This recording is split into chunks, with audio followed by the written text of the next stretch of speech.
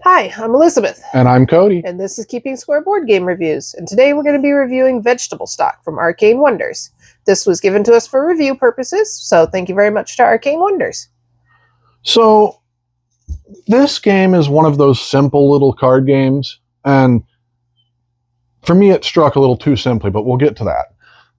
So what you're doing is you've got each vegetable with its value currently in the vegetable stock market, and what you want to do is you're going to pick a card from here each turn, and then there'll be one left over, so this is a 4-player game setup, and however many are left over, so say these 4 were picked, this is the leftover. Well, tomatoes are going to go up twice because there's two tomatoes on that card, and then broccoli is going to go up once. And so I've secretly selected something with, broccoli on it because it was already high. She selected something with eggplants because it was already higher. Somebody else grabbed the one with 2 corn, and somebody else grabbed the one with 2 carrots and a broccoli. So you're always going to get a little bit of something else, and then like 2 primary vegetables on a card. Now that only matters because if it hits the top, so if next turn there's broccoli left over, then it's going to crash and come all the way back down to 0. Even if there would have only been 1 left over, because it can't go higher than being worth 5, it'll crash.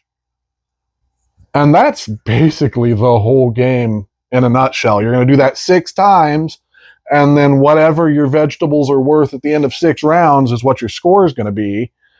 And so you're going to be picking your card, and after you pick your card, you put it face down in front of you. So that way nobody knows what vegetables you're betting on the market. So then at the very end of the game, you flip over all your vegetables, and then you add up where they're at in the stock market to see who gets the most points. But it's all about speculatively buying the vegetables, hoping that it's going to get right up there to 5 without it getting pushed over, which is really hard to do when there's 4 different people or 5 different people buying stuff. Mm-hmm. And there are some variants to this game. There's a dynamic market where you play with the reverse of the cards, which instead of it then going 0, 1, 2, 3, 4, 5, the dynamic market goes 0, 1, 2, 3, 5. And then it moves up twice to 5 instead of having a 4, which makes it a little harder. So it's not a huge variation, though. And there's also weather cards, where the good weather causes you to reveal 1 more vegetable card that people can pick from.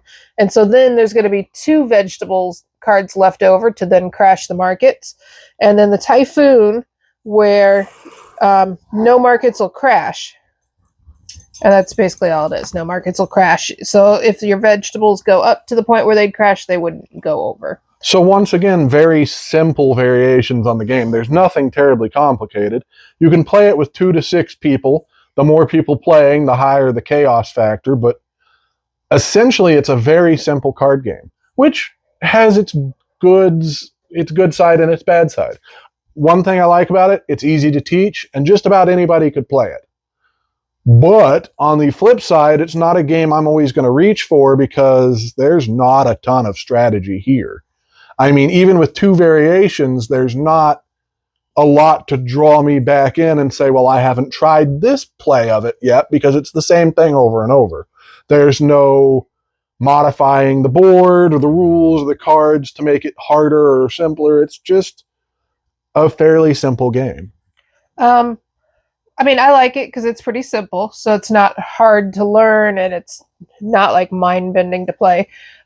I do like the cards. Yeah, they give that really 50s vibe. All have these really cute little faces on them. They look kind of like they should be the popcorn at the start of a movie that's, let's go to the movie, and they're like dancing along. Oh yeah, the stuff that's there, the popcorn and the candy and stuff. This is very reminiscent in style, so which I think it's nice. Really cute. I like that. It's cute. It says what age here? 10 plus. So that's about right, yeah. Yeah. I mean, it's a nice, simple game. We could probably teach this to your niece, honestly. Yeah. I mean, it's not exactly hard to do, and it's kind of cute. So I'd give it like a 7. And see, at my end, it's not a bad game at all, but I am going to give it a 6, simply because there's not a ton of depth here.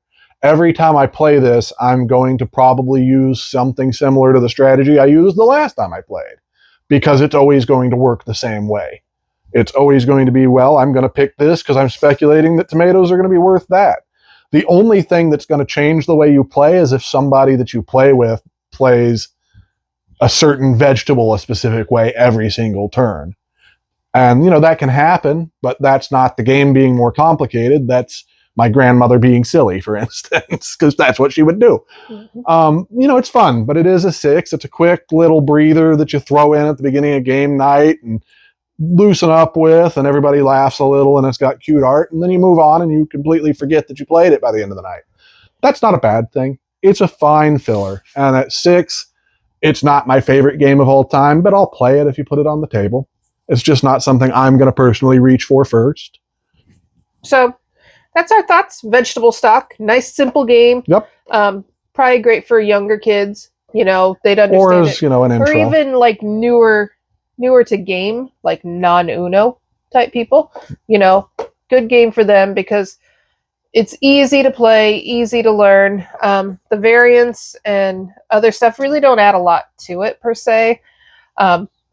And it's got really cute artwork. I mean, who doesn't like a corn wearing purple shoes with that nice grin on his face? Right. So, pretty decent game otherwise. Yeah, it's fun. So that's it. Thank you.